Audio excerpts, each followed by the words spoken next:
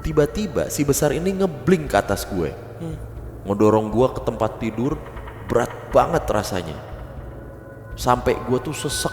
Dan si kuku tajamnya ini ditusukin ke luka gue. Wah. Terus lari lewat balkon, nabrak pintu balkon kamar gue kenceng banget sampai pecah. Ternyata peristiwa ini salah satu peristiwa yang paling banyak memakan korban jiwa secara sengaja di Indonesia.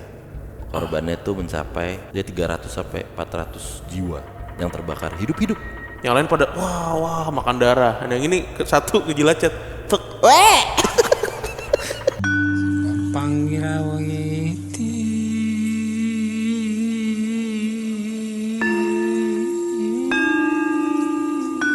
yang kumbungu cecek panggawa para wanggati sajawandang kalawana bengke. Assalamualaikum warahmatullahi wabarakatuh. Shalom. Om Swastiastu. Namo Buddhaya. Salam kebajikan. Selamat datang kembali di podcast Malam Kliwon episode 663. Betul. Oke, selamat pagi, siang, sore, malam teman Kliwon. Semoga sehat selalu ya. Amin. Rezekinya juga lancar ini. Luar biasa, kita mau bacain cerita horor lagi. Cuman ada yang baru nih di episode kali ini. Apa tuh? Kalau mau ngirimin cerita sekarang langsung aja WhatsApp. Nah, ke Gitu. nomor di bawah ini. Nah, WhatsApp aja. Ngerti pada caranya WhatsApp ya? Ngerti, insya Allah bang. Oh ya. Ini kita ada sedikit ini ya perubahan. Biasanya ke email. Oh ya. Nah, sekarang kita buka WhatsApp. Buka WhatsApp. Sesuai dengan kebangkitan. Ini semangat resurrection memang nih guys. Waduh, berat banget Iya, Pak. Lo suruh ke WhatsApp lo kasih bahasa resurrection. Kan ada di kalender Pak biasa tuh. Iya, apanya? Itu kalender resurrection Yesus. Itu Iya. kebangkitan Isa Al-Masih. Ya Itu udah. dia. Oke.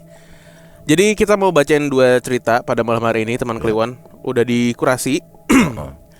Dan cerita yang pertama ini sebenarnya sangat singkat. Tapi menjadi menarik karena lokasinya ini pasti familiar untuk teman-teman yang tinggal di Jakarta Timur. Jatinegara. Belum tentu. Dah familiar. Entar dulu kan Oh. banyak. Jakarta Timur kan kayak Ya, saya kan Texas Jakarta dia. Timur, saya familiar. Agoy Jakarta Timur. Taman Mini. Agoy Kan juga- bukan lokasi. Agoy Agoy orang. makhluk. Orang. Makhluk dari Jakarta Timur. Oke, gue bacain ya. Assalamualaikum warahmatullahi wabarakatuh. Waalaikumsalam. Halo podcast Malam Kliwon, perkenalkan nama saya Entong. Ini nama samaran ya. Jadi nama samaran kenapa sih emang Entong? Enggak apa-apa. Adanya- Lo makanan lu. Empal lu. Gentong, itu empal gentong. Empalnya Entong kayak apa ya? Entong dia punya empal. Entong kakaknya Topan. Ya, kenalin nama saya Entong, ini nama samaran. Jadi cerita ini itu berlatar di mall yang pernah terbakar di tahun 98. Lokasinya ada di Jakarta Timur. Pertama-tama saya akan coba menceritakan masa kecil saya. Pada saat itu, saya bersama kakak dan paman pergi ke mall tersebut. Seperti anak kecil yang lain, saya mainlah di sebuah wahana permainan di mall tersebut. Saat sedang bermain, kakak saya bilang ke paman saya kalau dia ingin ke kamar mandi.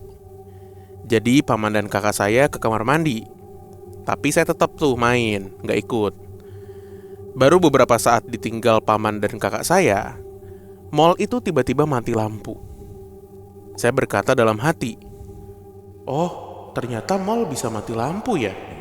Aku kira hanya rumah yang bisa mati lampu." Setelah saya berkata seperti itu dalam hati, saya mendengar ada suara yang berbisik di telinga saya. Suara itu terdengar, "Tolong, tolong, panas." Saya langsung nengok, melihat ke arah suara itu. Saya menengok ke suara yang berbisik itu, dan dari kejauhan, saya melihat ada banyak orang berlarian. Dengan sebagian dari tubuh mereka tuh terbakar. Karena saat itu saya masih kecil, saya kira makhluk itu adalah atraksi sulap gitulah. Setelah beberapa saat kemudian, lampu mall nyala kembali dan orang-orang yang berlarian tadi menghilang. Gak berselang lama, paman dan kakak saya kembali dari kamar mandi. Dan paman saya bilang, Kamu nangis nggak tadi waktu mati lampu? Kakak kamu nangis tadi tuh pas mati lampu di kamar mandi. Jadinya harus paman temenin sampai harus paman cebokin. terus saya ngejawab, gak nangis lah. Malah tadi di sini ada sulap, ada orang lari-lari sambil kebakar api. Saya jawab gitu. Paman saya langsung memegang tangan saya dan narik saya untuk langsung pulang. Dan seperti anak lainnya yang kalau pulang dari wahana main itu, saya langsung nangis. Kejadian kedua terjadi di tahun 2019. Jadi setelah sekian lama saya nggak masuk ke mall tersebut, di tahun 2019 saya ke mall itu lagi. Jadi di mall itu saya akan nonton film nih di bioskop. Saya nonton film ini di malam hari. Dan setelah selesai nonton film, saya langsung turun menggunakan lift. Saat masuk dalam lift, hawa di dalam lift itu berbeda. Saat lift tersebut turun, di telinga saya ada yang berbisik, "Panas, panas, tolong buka pintunya." Dan di saat itu juga saya langsung merinding. Ketika pintu lift terbuka, ada penampakan yang pernah saya lihat waktu kecil, yaitu orang yang berlarian dengan tubuhnya yang terbakar. Di saat itu saya langsung menutup pintu lift dan buru-buru turun ke lantai yang ingin saya tuju. Setelah pintu lift terbuka, saya langsung menuju keramaian pengunjung mall yang lain. Sebelum pulang, saya coba menenangkan diri saya makan di sebuah restoran.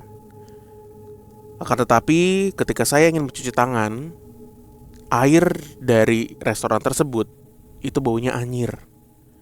Saya langsung nutup keran air tersebut dan memanggil salah satu pelayan di restoran itu.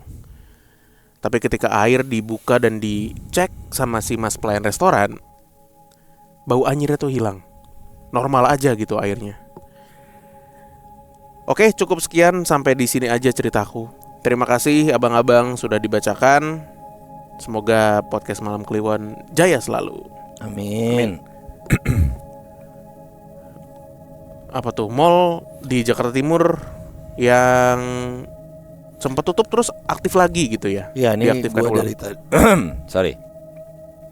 Ya, nih dari tadi gue membaca beberapa fakta-faktanya ya.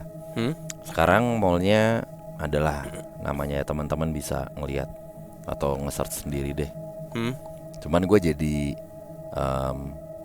melihat latar belakang si ceritanya ini nih. Ternyata peristiwa ini salah satu peristiwa yang paling banyak memakan korban jiwa secara sengaja di Indonesia. Korbannya itu mencapai 300 sampai 400 jiwa yang terbakar hidup-hidup. Lo baca sendiri dah penyebabnya dah. Ya lu tahu kan. Gamblang banget ditulisnya. Itu dia. Itu lengkap sekali di internet. Saya tidak ingin bahas di sini. Tapi teman-teman bisa cek lah. Emang salah satu kejadian yang memilukan ya. Disengaja tadi ya. Itu yang bikin pilu sih. Karena kan proses ini tuh terjadi ketika lagi ada penjarahan gitu kan. Kemudian digembok tuh dari luar kan. Masih ada gitu. Udah hilang kan digembok apa gimana?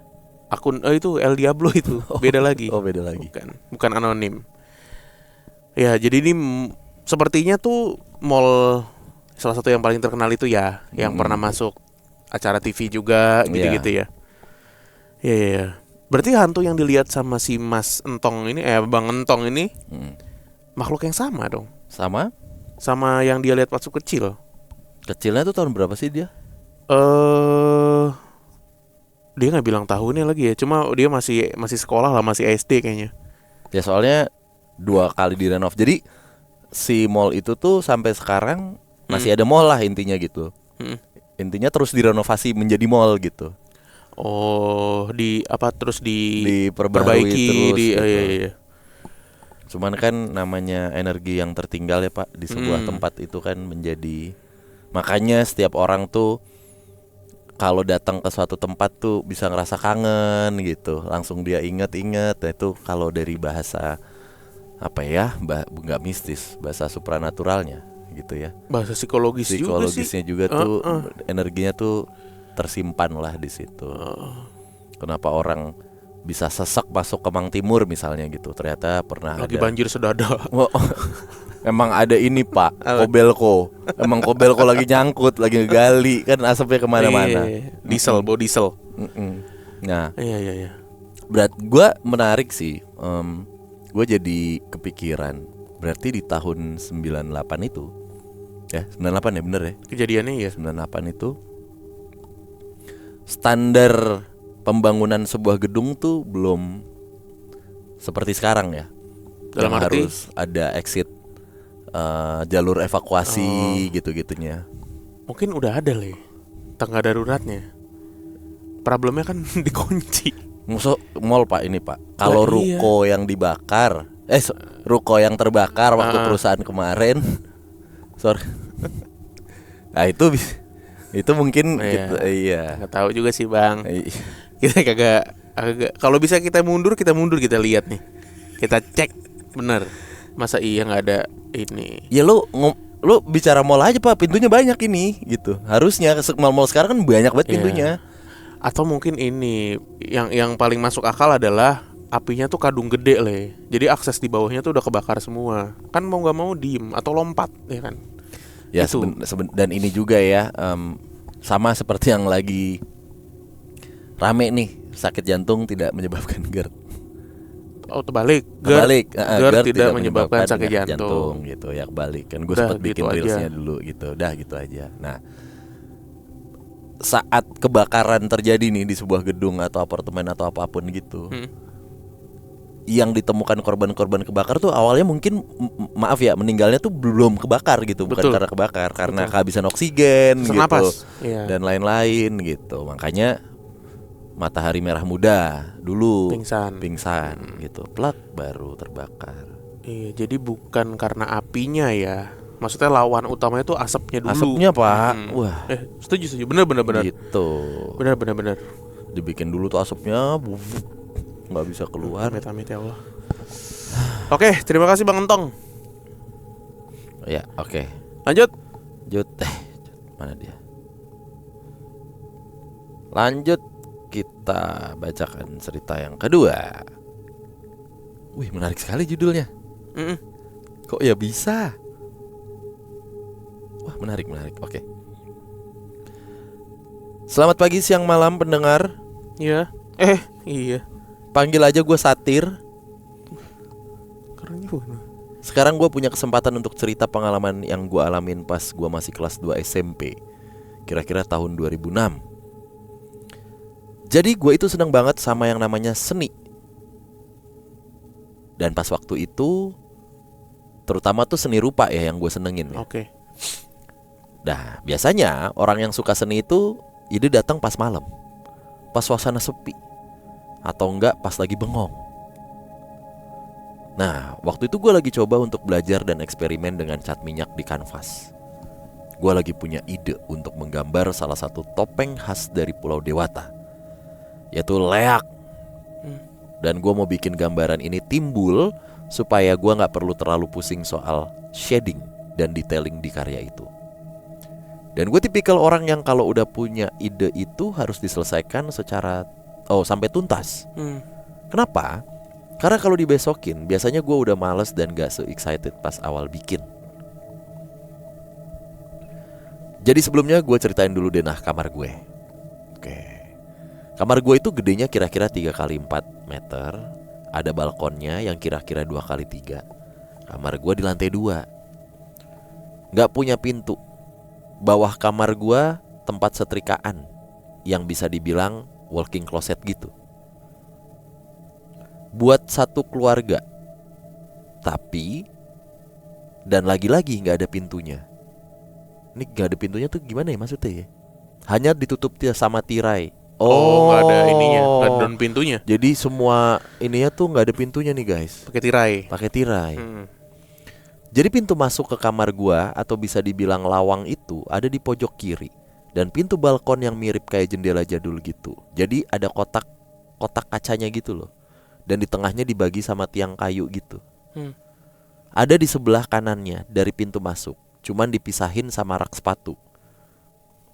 Pas masuk ke kamar gua tuh langsung lihat tempat tidur di ujung ruangan, arahnya vertikal. Lemari baju di sebelah kiri dan meja maupun rak ada di sebelah kanan. Oke, cukup kebayang nih. Nah, gua kalau ngelukis itu di rank yang udah dimodif jadi bisa dipakai buat nyangkutin kanvas. Kalau kita ngadep ke rak sebelah kanan gue, itu langsung pintu tuh, balkon. Gua harap para pendengar dan pembaca ngerti apa yang gue maksud dan bisa bayangin kayak gimana kamar gua. Jadi kamar gua itu dominan warna kayu, karena kamar gua di loteng. Sebenarnya, jadi semuanya tuh dominan dari kayu. Dan pencahayaan lampu kamar gua bisa dibilang remang-remang. Kalau lampu buat gua ngelukis gak dinyalain. Waktu itu gua ngeliat TV, ada pengrajin topeng lagi bikin topeng bentuknya kayak leak gitu, Bang. Jadi gua punya ide buat gambar aja tuh leaknya. Gua mulai gambar kira-kira jam 3 sampai 4 sore gitu. Gua kasihkan gambar sampai gak disangka gua gambar sampai jam 1 pagi. Dan gambar gua masih belum selesai.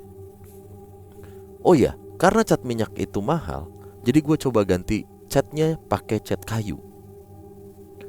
Nah, cat kayu yang ada di kamar gua itu kebetulan jam segitu habis. Oh. Dan gue masih ngerasa kentang atau tanggung lah kalau lukisan gue ini gue udahin. Jadi gue turun buat ngambil lagi cat kayu yang baru di garasi. Gue bawa itu cat ke kamar dan bodohnya gue gak bawa obeng buat buka kaleng catnya. Jadi gue buka pakai alat seadanya, yaitu gunting. Gue coba korek-korek, terus gue congkel dengan keadaan gunting itu kebuka. Tapi naasnya gunting itu lompat kena bagian otot jempol gue. Itu loh bagian yang ada di bawahnya jempol, panjang sampai ke pergelangan tangan gue. Oh ini. Inilah. Alhasil darah ngocor kemana-mana. Ya ke lantai, ke meja, baju, sampai netes-netes ke catnya. Dan gue coba untuk tutup luka gue pakai kain seadanya, biar darahnya tuh gak netes ke lantai. Karena lantai kamar gue itu dari kayu, dan pasti ada aja celah antara kayu itu. Jadi nanti bakal susah kalau mau diberesin. Oh oke, paham. Dibersihin, sorry maksudnya. Nah setelah kejadian itu gue lanjut lagi lah ngegambarnya. Dari cat kayu itu gue berniat untuk bikin warna marun gitu, buat bikin nuansa creepy gitu di gambaran gue. Akhirnya kira-kira jam 7:30 pagi gue nyudahin gambaran itu dan berniat untuk tidur. Karena kalau gue lanjutin untuk bikin shadow detailing catnya tuh masih basah. Akhirnya gue tidur dengan keadaan pintu balkon masih kebuka dan lampu kamar yang remang-remang tuh masih nyala. Gak lama setelah itu, pas masih tidur-tidur ayam gitu, gue denger suara langkah di kamar gue yang rasanya kayak rame banget, kayak bukan satu orang aja yang naik ke kamar. Kan lantai kamar gue dari kayu, jadi kalau ada yang naik atau jalan di kamar gue tuh pasti kedengeran. Pas gue noleh dan buka mata gue untuk lihat siapa yang naik, gue ngeliat orang yang tinggi, kurus, tapi ada buncitnya di perut bagian bawah. Ya kira-kira tingginya 180 cm, agak membungkuk. Kukunya panjang dan hitam. Badan didominasi sama warna merah darah dan hitam. Baunya busuk banget. Dia cuma pakai kain lusuh compang-camping di bagian pinggang yang cuma nutupin sampai 3/4 lututnya.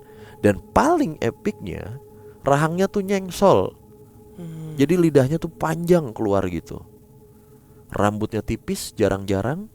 Dan ada bentukan lainnya, kecil-kecil kayak tuyul gitu.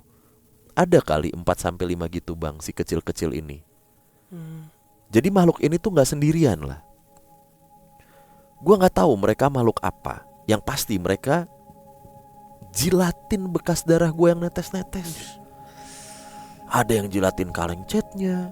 Dan yang si besar ini nih lagi megang lukisan gue, terus dijilatin juga kayak anak kecil yang lagi jilatin piring bekas Indomie.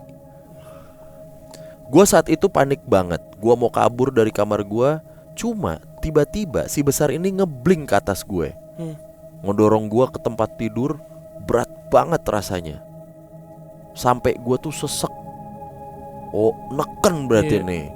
Dan si kuku tajamnya ini ditusukin ke luka gue. Anjir. Jadi rasanya tuh kayak lu lagi kepotong pisau gitu, cuman berkali-kali, perih banget. Sambil natap mengintimidasi gitu ke gue, mata gue gak bisa lari dari si besar itu. Tapi yang gue denger, banyak langkah kaki berhamburan kesana kemari. Bukannya di dalam kamar gue doang suaranya, tapi di genteng juga banyak yang lari-lari. Hewan-hewan sekitar rumah gue juga langsung pada bunyi. Riuh lah pokoknya yang gue dengar saat itu. Gak lama setelah itu si besar ini ngelihat ke arah lain kamar gue, terus lari lewat balkon, nabrak pintu balkon kamar gue kenceng banget sampai pecah. Dan tiba-tiba mama gue datang ke kamar, panik, lari, bawa payung, siap mukul yang teriak. Ngapain aja sih sampai jam segini belum tidur? Saking marahnya, kata tidur tuh kedengeran jadi tidor. Oh, Tidur gitu. emang gini aja kali ngomongnya. Jawa Barat.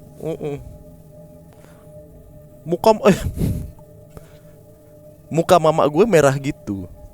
Dan saat itu juga gue nangis sejadi-jadinya sampai sesunggukan. Mama, wah, ada setan jilatin lukisan satir. Terus mama gue dengan entengnya malah ngebecandain gue. Awak lu. Ini bener.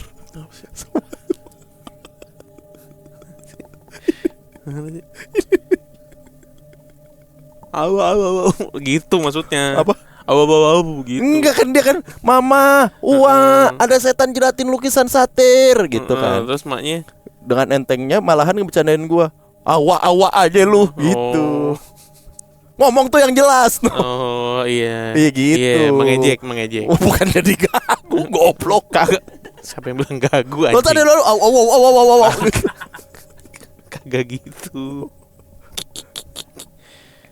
gitu maksudnya. Iya lu aja. au lu gitu. Terus gue ditenangin di ruang keluarga. Satu keluarga gue kebangun karena kejadian itu. Dan akhirnya pas gue agak tenang, mama gue nyuruh gue nyeritain kronologi kejadiannya. Yang akhirnya keluarga gue dan gue gak bisa tidur sampai matahari terbit. Pas gue udah bangun, kalau gak salah jam 8 pagi tuh ya, gue ngeliat luka gue bernanah, Anjir. perih, lengket, bau. Pas gue bingung gitu, bapak gue ngajakin gue untuk beresin kamarnya. Bekas darahnya dan cat kayu dibuang. Lukisan gue yang gue rasa waktu itu bakal jadi masterpiece gue, akhirnya gue kasih ke orang. Karena kejadian ini kadang kalau gue lagi ketakutan atau gue ngerasa lagi gak nyaman, gue tuh selalu kebayang sosok itu lagi. Kata teman kerja gue yang indigo, setelah kejadian itu ada yang nutup keahlian gue sampai sekarang. Walaupun udah ditutup, gue ngerasa keahlian ini tidak sepenuhnya ketutup. Karena masih banyak gangguan dari mereka yang masih gue alamin. Contohnya 1 tahun lalu di Flores. Maaf banget bang, ini ceritanya panjang banget. Gue berharap dengan cerita gue ini orang-orang bisa ngebayangin, menggambarkan kejadian gue saat itu. Dan semoga orang-orang juga tidak gegabah untuk membiarkan darah dan luka netes gitu aja di mana-mana. Oh, ini pesen nih, ini udah pesen nih guys. Tanpa diwadahin atau dibersihin. Karena gue yakin sejelek apapun orang itu, darah, tubuh, dan nyawa kalian itu sangat berharga bagi yang lain. Kenapa harus jelek? Dia berharap dibacain cerita di Spotify, tapi kan tetap di YouTube. Dibacain. Bacain. Ya, makasih banyak Potmawon udah menyediakan wadah untuk berbagi cerita bagi korban-korban mereka. Anjay, mabar. Ayo. Iya aja lu. Ngomong yang bener lu. Ngomong yang bener lu. Tapi emaknya kampret juga ya. Iya. Anaknya mau mati begitu dibentak anjir. Ngapain aja sih? Sampai segini belum tidur. Ini bentukan maknya dulu deh, kita bentukan maknya dulu, kita gambarin dulu. Rambutnya pasti nggak panjang. Iya, pasti nggak panjang. Kalau panjang tuh, kenapa sih? Belum tidur gitu intonasinya pasti gitu. Iya. Ya kayak ibu kos kungfu Hustle lah. Piyama apa daster? Daster, telek. Kenal piyama. Kalau nggak celana pendek lah justru. Oh iya, yang celana udah pendek kaos oblong. Iya, yang warnanya udah nggak tahu tuh.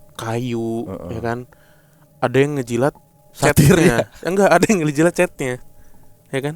Yang lain pada wah makan darah. Nah, yang ini satu ngejilat cat. Tek, weh.